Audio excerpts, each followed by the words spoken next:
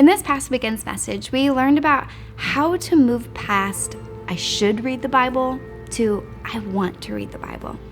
Few people doubt the importance of reading the Bible, but that doesn't make it easy to read. In fact, we can find it so difficult to read that we just don't read it at all. But by making that choice, we're missing out on hearing directly from God. So maybe we're overthinking it.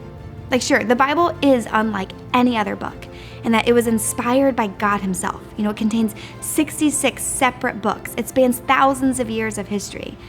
However, what's really incredible about the Bible is that because God is the ultimate author, there's this overarching story that unites all the books, even across different time periods. It's a story about an incredible God who, lacking nothing, fell in love with his creation. But as wonderful and perfect as he is, we keep getting tricked into thinking that there's something better apart from God. So we keep running away. And so throughout different time periods and different nations and different characters, we see God stay faithful to his wayward creation, completely redefining for us what real love looks like.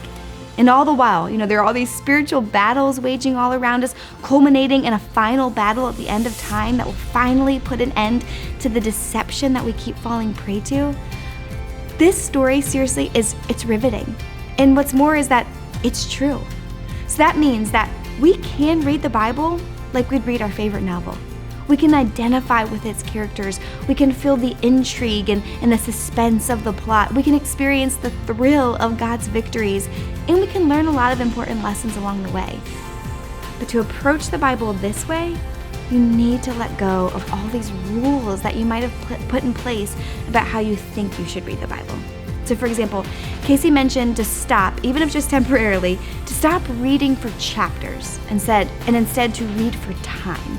So in other words, give yourself time and space to just get caught up in the story rather than trying to isolate stories or sentences in order to learn a particular lesson.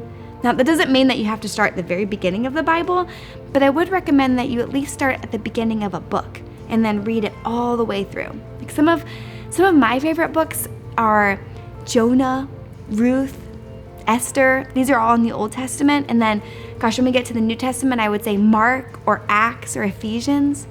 Why not pick one of those and just get lost in the story?